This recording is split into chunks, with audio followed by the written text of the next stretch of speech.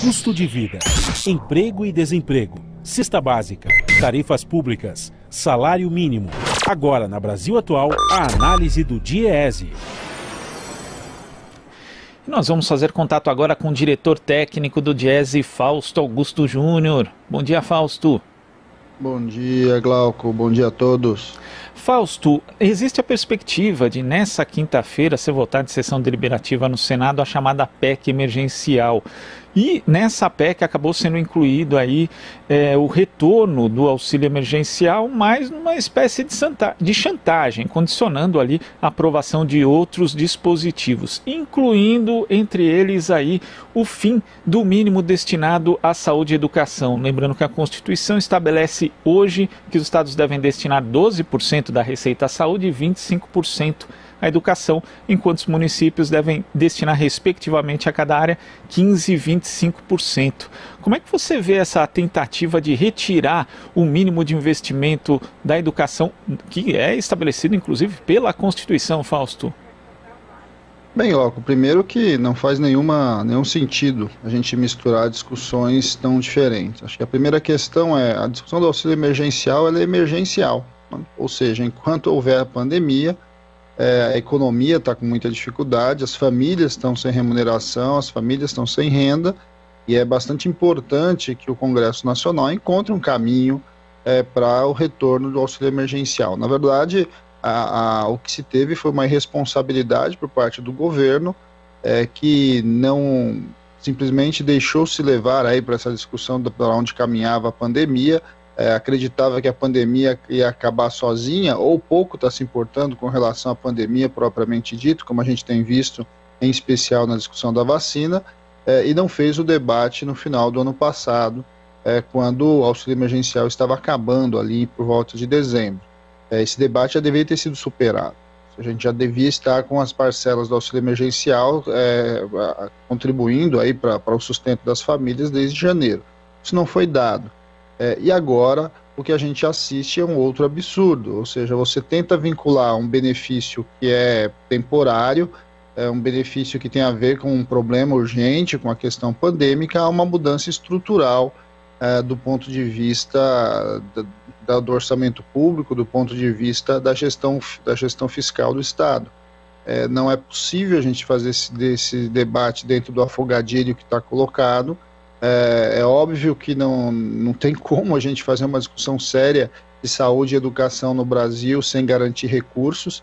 Essa é uma estratégia que foi utilizada, na verdade uma política que foi utilizada no Brasil há muito tempo. Só em períodos não democráticos o Brasil não destinou verbas obrigatórias à saúde e educação, e de alguma forma o que está em jogo, por exemplo, é a questão do Fundeb. Toda a discussão que nós fizemos ano passado em relação a garantir recursos para a educação tem a ver com a vinculação orçamentária. Na outra ponta, a gente não tem como sustentar o SUS sem garantir que recursos do orçamento estejam aí na saúde pública. Chama a atenção também porque há um debate por parte do relator, no sentido, e do próprio ministro Paulo Guedes, no sentido que estados, município e União deveriam ter autonomia dos seus legislativos para definir o orçamento. Agora, vamos lembrar como têm sido as barganhas recentes aí em relação ao orçamento, principalmente a partir das disputas da Câmara e do Senado. Ou seja, não é possível a gente deixar políticas públicas como saúde e educação simplesmente à deriva e a depender aí do jogo político que acontece dentro do Congresso Nacional, e que a gente sabe que muitas vezes está mais influenciado pelo Executivo do que qualquer outra agenda mais propositiva do país. Ou seja, Glauco, assim, não faz o menor sentido. O razoável que a gente espera agora é que, primeiro, a votação de amanhã seja adiada. Eu acho que isso é o mais razoável que se fazer. Há um movimento bastante grande ali das lideranças do Senado e da Câmara para que adie a votação, que a votação passe para a semana que vem, para que de alguma forma a gente tenha espaço para negociar. E, no mínimo, o que nós esperamos é derrubar mais essa tentativa em relação à retirada aí de recursos dos direitos sociais em geral.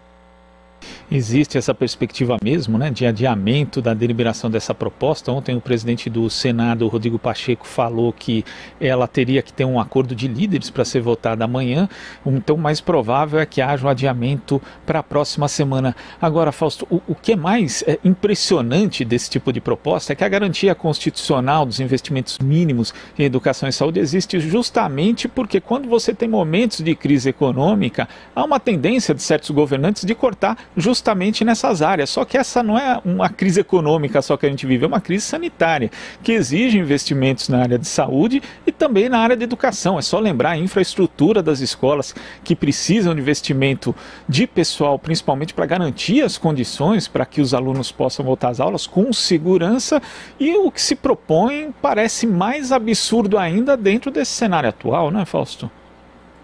Bem, o debate sobre vinculação orçamentária nas áreas sociais, em especial saúde e educação, é um debate que pautou, de certo modo, a construção das grandes políticas públicas brasileiras, né? Em especial aí a expansão da educação básica e a criação do Sistema Único de Saúde.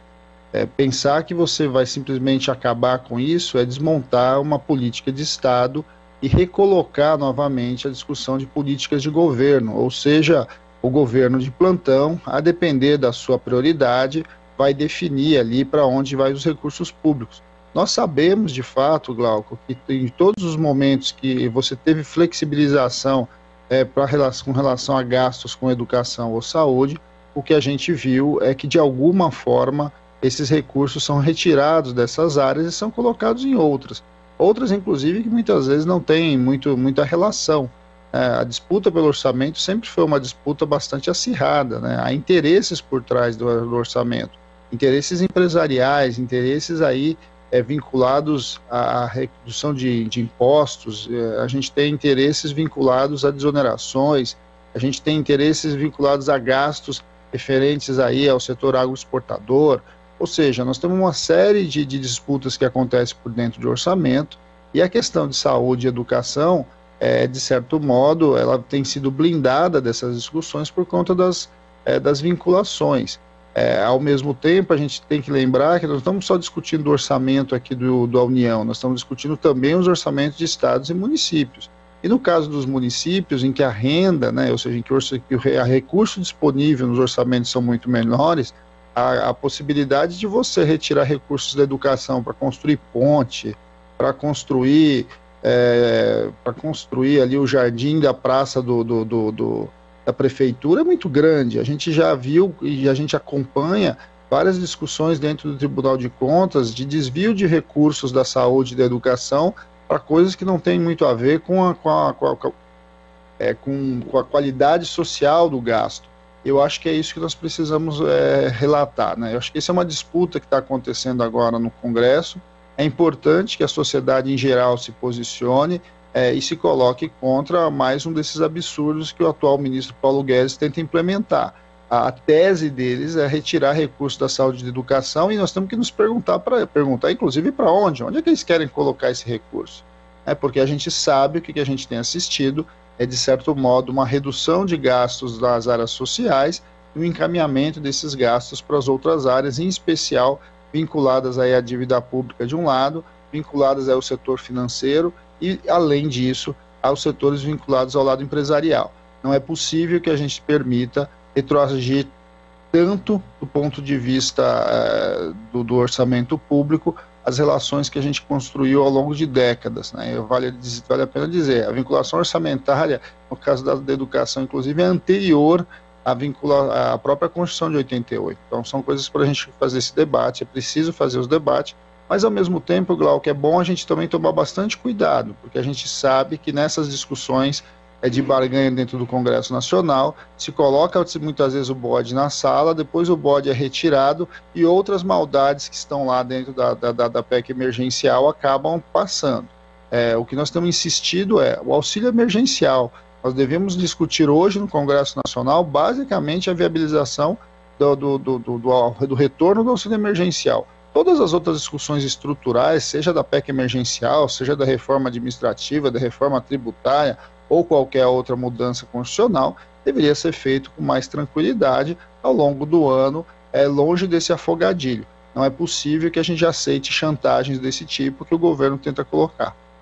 E foi bom você ter mencionado essa questão do bode na sala, Fausto, porque, embora seja a vontade inegável da equipe econômica de Paulo Guedes essa desvinculação de investimentos de saúde e educação do orçamento, na prática muita gente entende que existe um plano B que na verdade seria o A, que teria condições políticas de ser admitido, inclusive que foi mencionado ontem pelo presidente do Senado, Rodrigo Pacheco, que é, na verdade, pegar o investimento obrigatório em saúde e juntar com a educação. Ou seja, os municípios ali têm 15% de obrigatoriedade de investimento do orçamento em saúde, junta com os 25% de educação, vira 40% num bolo só. Mas isso também pode gerar uma disputa entre dois orçamentos que são fundamentais para o desenvolvimento social do Brasil, Fausto.